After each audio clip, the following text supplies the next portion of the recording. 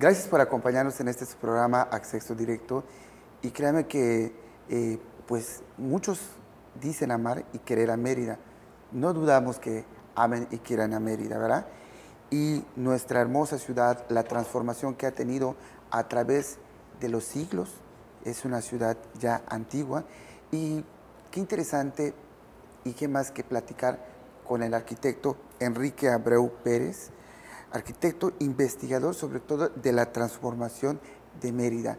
Arquitecto, gracias por acompañarnos.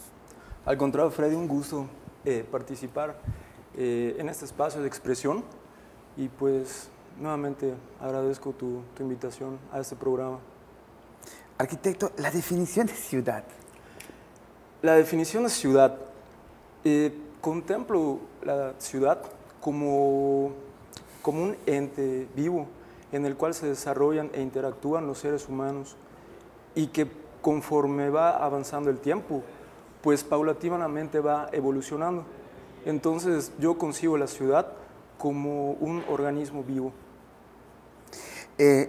¿Cómo empieza Mérida? ¿Cómo era Mérida antes de la llegada de los españoles? ¿Qué materiales se construían? ¿Cómo eran sus calles? Bueno, porque el concepto que tenemos nosotros es de la Mérida, la colonia, y a partir de allá se va reproduciendo. ¿Cómo era esto, arquitecto? Claro, pues Mérida como tal, pues no existía, ¿no?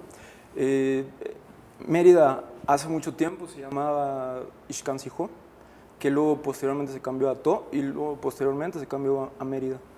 Este nombre, pues, fue cambiando conforme el tiempo, y antes de la llegada de los españoles, pues, los indígenas tenían, pues, una manera habitual, tenían sus costumbres, idiomas, y tenían, pues, no una traza como actualmente existe en la ciudad. Ellos tenían una manera de vivir, pues, un tanto a base de jerarquías, ¿no?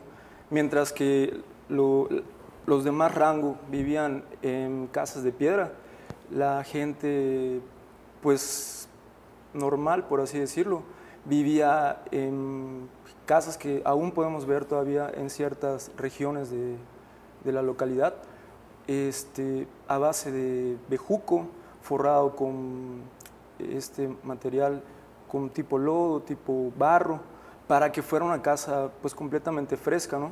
Y pues también ayudado con la techumbre, que era de paja.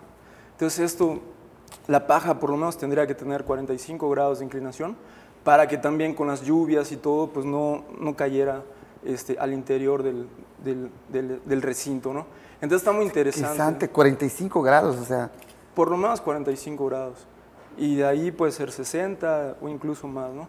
De hecho, es la inclinación, bueno, 45 es la inclinación perfecta para que, pues, no caiga la lluvia, y pues aquí, pues, evidentemente no hay nieve, ¿no? Pero sí, esa inclinación es ideal para prever todo ese tipo de cosas. ¿Y cuál es la diferencia de materiales que construían los mayas y cuando empieza ya a colonizarse Mérida, la Mérida colonial? Pues, o sea, como te decía, ¿no? La ciudad de los mayas, pues, en realidad era una ciudad a base de casitas que tenían también sus medidas, ¿no? Proporcionales, una proporción áurea, por así decirlo, que aunque no estaba muy basado en los griegos, sí tenían ciertas proporciones. O sea, actualmente se puede medir que realmente cumplía con ciertas proporciones áureas, ¿no? que se manejaban. ¿Qué es una proporción áurea? La proporción áurea era una proporción de perfección que usaban los griegos para hacer todas sus construcciones, de manera de que toda la escala de las construcciones estaba basado a nivel humano. Entonces, templos, recintos públicos, etcétera, estaba basado con respecto al ser humano. Y entonces todas las alturas eran en base, por ejemplo, una construcción, si tenía 2 metros, la ideal era que la altura fuera el doble de la fachada más 1. Esa era la proporción perfecta para ellos. Y se daba acá en la población maya. Y aún a pesar de no tener relación una cosa con otra, una cultura con otra, cumplía con ciertos requisitos. En cuanto, por ejemplo, a la planta, son 2 circunferencias y luego tiene un rectángulo y la verdad está muy interesante esa parte. Usted me decía que la gente de mayor alto rango era la que vivía en edificios. Sí. ¿Cómo construían esos edificios? ¿Qué material utilizaban? Pues los edificios ya de la gente, bueno, con una cierta jerarquía, sacerdotes, etcétera, guerreros, pues vivían pues ya en casas de piedra, realmente. Pues era una mampostería a base tipo como albarradas, por así decirlo, que no tenía una unión y que eran más bien apiladas unas piedras con otras, ¿no? Se acomodaban. Y se acomodaban, obviamente se iban con algún instrumento, hachas, martillo, no sé cómo llamarle, ¿no? Se iban acomodando de una manera literalmente magistral, ¿no? Para poder hacer ese tipo de edificación en ese ¿Y en vez de cemento, qué usaban ellos?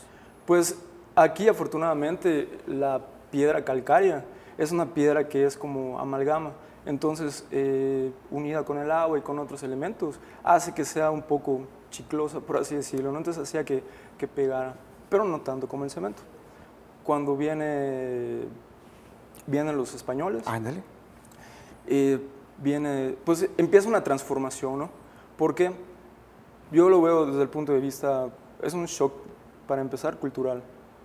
No me imagino una nueva ciudad con ese nuevo choque de culturas. Te destruyó tus templos, te destruyó tus casas para construir una. Exactamente, porque pues al final, tú sabes, ¿no? Los mayas pues querían en varios dioses y pues en España venían con la parte católica, ¿no? Cristiana, y pues obviamente les destruyen sus templos, les destruyen pues sus recintos, ¿no? Donde ellos hacían su vida habitual. Vienen entonces los españoles, traen este nuevo modelo de traza que se llama ortogonal.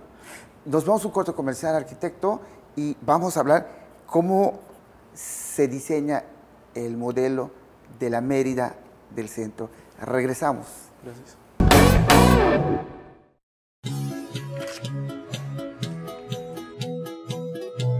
No olvides el atún.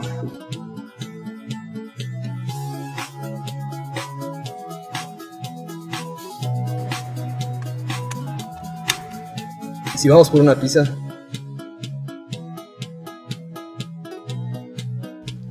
Hay muchos medios para anunciarte, pero solo nosotros estamos ahí.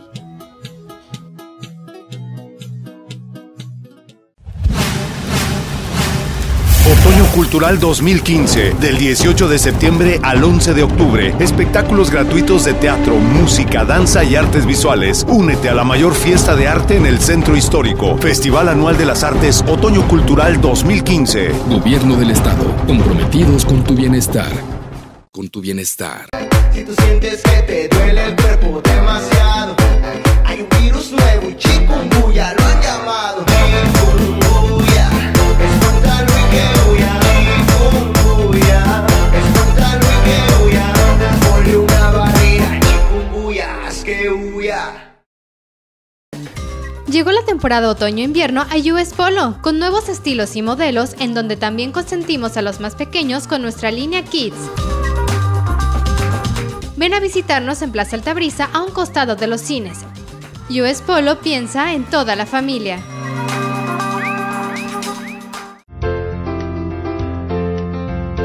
Llevamos 14 años siendo la revista de Mérida.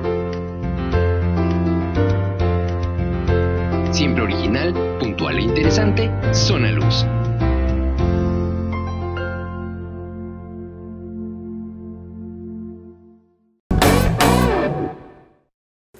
Gracias por acompañarnos en este programa Acceso Directo y créanme que está interesantísima la plática. Nos están explicando cómo empezó a diseñarse la Mérida actual, la Mérida colonial, la Mérida del centro que conocemos popularmente.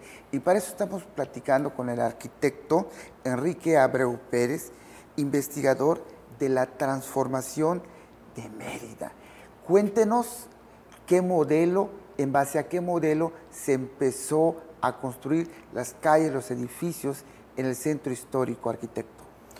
Mira, Freddy, como te comentaba, a la llegada de los españoles, ellos ya traían un modelo que se llama traza de cuadrícula ortogonal, que no es más que una cuadrícula, literalmente, a 90 grados, cada una paralelas en sentido horizontal, paralelas en sentido vertical. Esa traza venía además del renacentismo, y que además del renacentismo no era más que una renovación y perfeccionamiento de los modelos que tenían los romanos y los griegos. O sea que todo este nuevo modelo realmente venía desde mucho tiempo atrás, con obviamente mejoras, etcétera, ¿no? Esta nueva traza, pues obviamente cuando se fundó la ciudad de Mérida, que fue el 6 de enero de 1542, se fundó con alrededor de 300 personas, y la traza urbana era de 3 cuadras hacia el norte, 3 cuadras al sur, 4 cuadras al oriente y 4 cuadras al poniente. O sea, realmente, pues más que ciudad era una villa, o sea, no era tanta, pues, la gente, ¿no? Entonces, vienen ahorita que se empiezan a otorgar solares para que la gente empiece a poblar Mérida.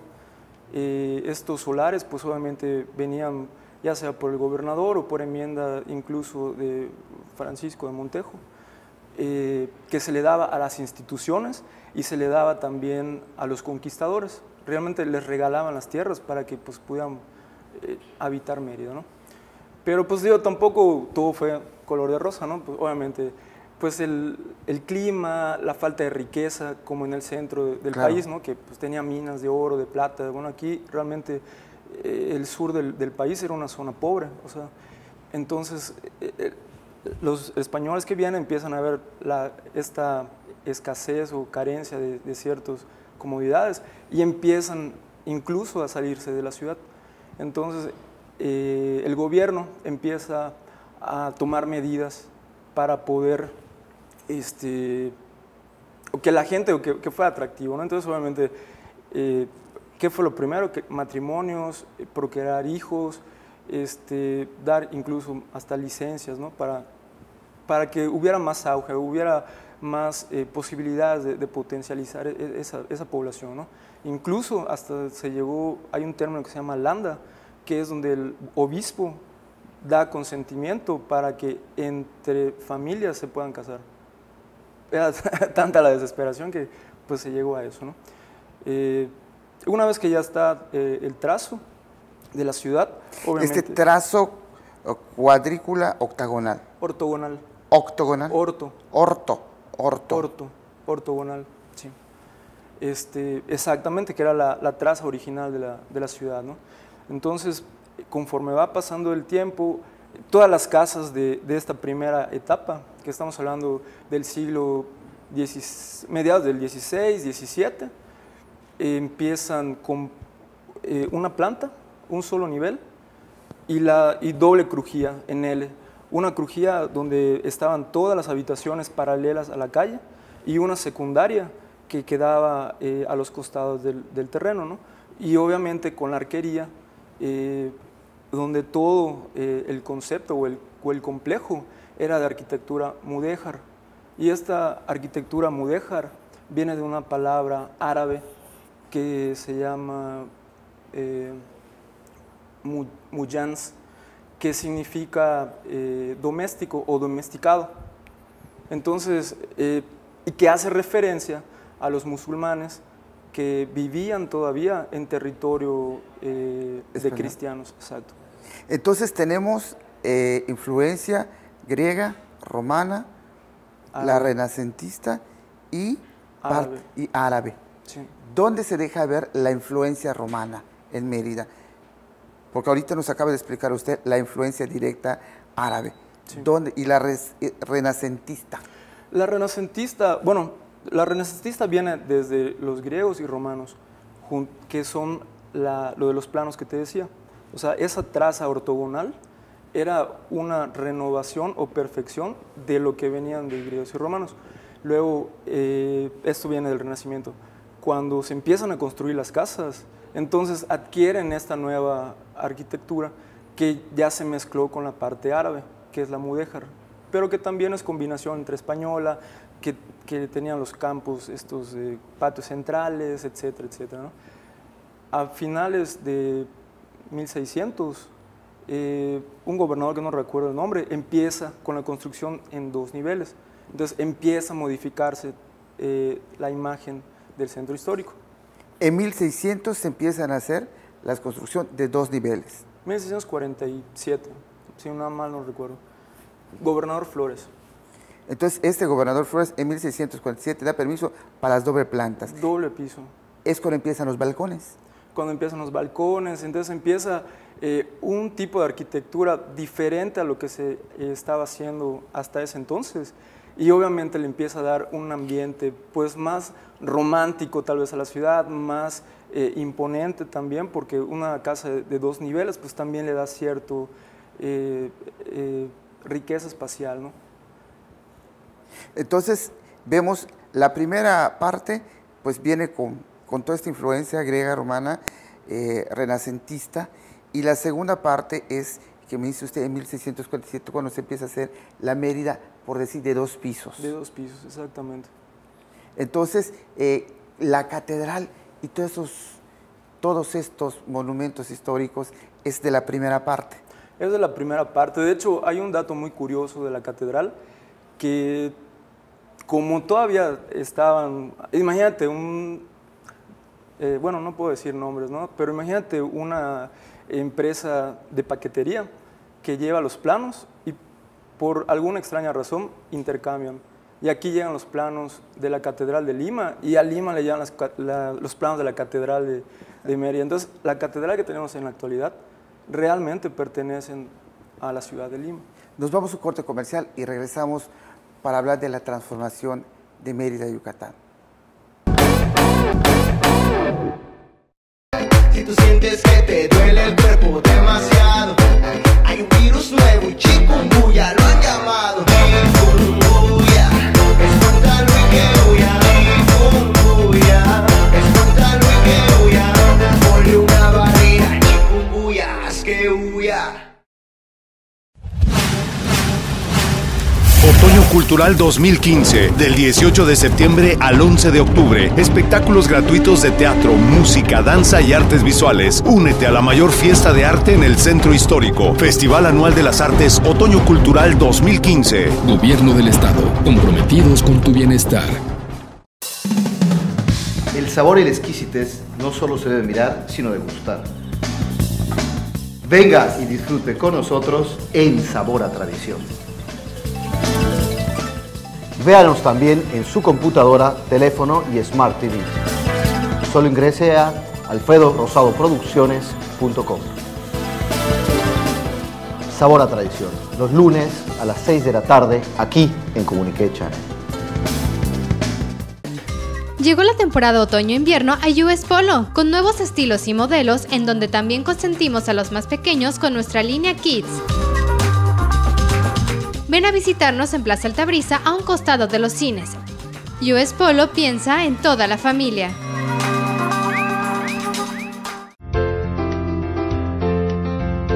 Llevamos 14 años siendo la revista de Mérida. Siempre original, puntual e interesante, Zona Luz.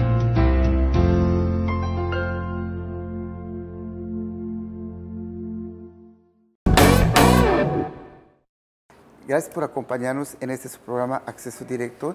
Estamos platicando sobre la transformación de Mérida, esta transformación que ha sido a través de los siglos, sus construcciones, sus fachadas, sus casas, sus calles, sus parques y para platicar sobre este tema, sobre la transformación de Mérida, estamos platicando con el arquitecto Enrique Abreu Pérez. Arquitecto, ya nos dijo usted, y esas calles que ya, de lo que era el Paseo de las Bonitas, lo que es ya Santiago, lo que son los barrios, Santiago Mejorada, ¿en qué época se empieza a construir? Pues realmente la época en la que se empieza a construir es prácticamente paralela a la ciudad. Solo que antes, aunque ahorita nos parezca un poco difícil de creer o de imaginar, el barrio de San Juan, de Santiago, de Santa Lucía, Santa Ana, San Cristóbal, todos esos realmente los llamaban pueblos. A pesar de que, digo, hoy por hoy ya la ciudad está, claro, la mancha urbana ya se los ha comido, ¿no? Pero en ese entonces eran las afueras de la ciudad. San Juan quedaba a las afueras de la ciudad. Santiago, era un pueblo San Juan, era un pueblo Santiago, sí, era un pueblo Santa Ana, sí, era un pueblo Mejorada, era así era visto. Sí. De hecho, la traza contemplaba que los españoles vivieran en el centro, mientras que los indígenas vivieran en los alrededores. Cuando la ciudad va creciendo, evidentemente pues, necesita espacios hacia dónde ir, empieza a comerse o empieza a llegar y abarcar todos estos poblados. Entonces ahí pasa algo interesante. Lo que en un principio se consideró solo para indígenas, se empiezan a mezclar españoles con indígenas, criollos con españoles, mestizos con indígenas. Entonces empieza realmente ya una transformación, una mezcla también cultural que no se había dado desde el principio. De hecho, en el principio hubo esa separación racial, ¿no?, entre españoles e indígenas. Conforme va avanzando, el centro histórico se vuelve cada vez más caro y obviamente la gente pues tal vez no tenía los recursos y empieza a comprar hacia las afueras de la ciudad y empieza a vivir afuera de la ciudad. Bueno, en lo que era entonces, ¿no? Ahorita pues ya todo está completamente enmarcado, ¿no?, en la mancha urbana. ¿Qué otras cosas ven los arquitectos que la gente común no vemos en las casas de Mérida? Las transformaciones, las épocas, las modas, ¿qué tanto hay? Yo creo que, bueno, como arquitecto somos muy perspicaces, ¿no?, en ver o en estar curioseando ciertas cosas, ¿no?, en la ciudad. De repente me llama la atención, por ejemplo, la casa de Francisco Montejo, que hoy por hoy la verdad es una casa muy bonita, muy elegante y con las transformaciones que le han hecho, pues la verdad ha quedado muy ad hoc a lo que es el centro histórico. Sin embargo, la realidad de esa casa es que lo único que preserva es la fachada principal, porque todo lo demás es completamente nuevo. Entonces, por ejemplo, si te fijas y ves de frente la fachada y ves todas estas ventanerías con esfinges y frontones griegos y romanos y todo lo que quieras, que no correspondían a la época. De hecho, bueno, lástima, ahorita no tengo las fotos, pero sí, por ejemplo, tú ves una litografía original y están las fachadas, pero con los barrotitos coloniales, que era lo que se usaba, ¿no? Era muy sobrio, muy austero, por así decirlo. Obviamente, posterior, con nuevos gobiernos, con nuevas ideas y todo, pues transforman Mérida, ¿no? O sea, todo va en torno a embellecer la ciudad. Y no me parece que haya sido un mal acierto, sin embargo, no corresponde 100% a lo que es la originalidad de ese monumento, por ejemplo. Sin embargo, hay otras cosas, por ejemplo, el Olimpo, que fue un edificio exponencial, o sea, en su época, abandonado, destruido y finalmente quedó como una plaza que durante mucho tiempo funcionó como sitio de taxis. Y en 1997, 98, 99 se hizo el proyecto, convocatoria, proyecto y construcción. Y creo que hoy por hoy, si bien no es el edificio más hermoso de Mérida, creo que es un edificio que cumple con todos los requisitos para cerrar ese módulo del Zócalo. porque le hacía falta, era como una carie que le hacía, o sea, tenía un hueco allá, ¿no? Entonces, ese edificio, al estar construido ahí, terminó de cerrar por completo como debería ser. Y creo que hay espacios que se pueden rescatar todavía en el centro, si no bien en las primeras 3 cuadras o en los primeros 3 cuadras de la ciudad. Creo que alrededor hay muchos solares, muchos predios que se puedan rescatar y poder darles esa imagen que realmente se merece la ciudad. Vemos que actualmente muchas casas se están derrumbando en el centro histórico. ¿Qué sería lo ideal? Pues lo ideal, bueno, primero, antes que nada, hablar con los dueños de los predios, porque aquí lo que sucede en Mérida es que la mayoría de esos predios son de particulares.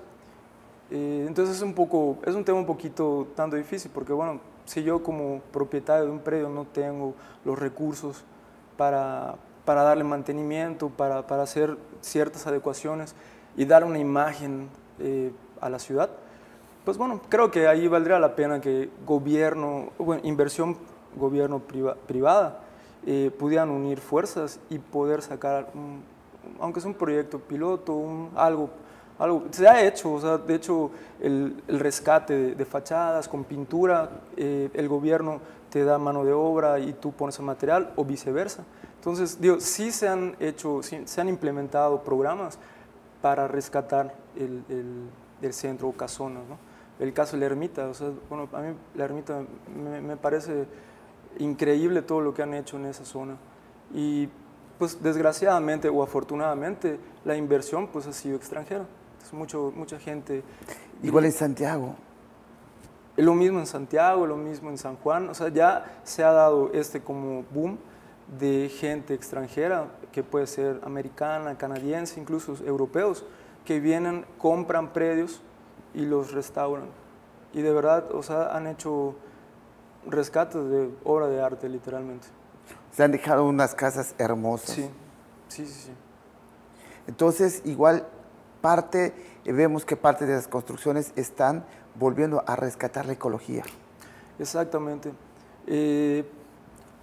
Ahorita qué bueno que tocas este tema de la ecología, porque hace un tiempo hablé acerca del green roof, que son estas azoteas verdes, lo cual me parece muy interesante y sobre todo aquí, en nuestra localidad, que es un clima tan cálido, este tipo de sistemas de techo, la verdad, ayudaría muchísimo a disminuir la temperatura interior del recinto y además te da la doble ventaja de poder subir a tu azotea, tomar el fresco, tener una vista agradable, tener otras vistas. La verdad, creo que vale la pena implementar ese tipo de cosas.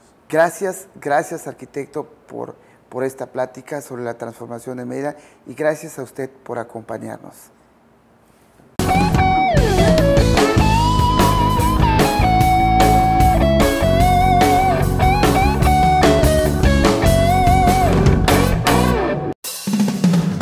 El sabor y la exquisitez no solo se debe mirar, sino degustar. Venga y disfrute con nosotros en Sabor a Tradición. Sabor a Tradición, los lunes a las 6 de la tarde, aquí en Comuniqué Channel.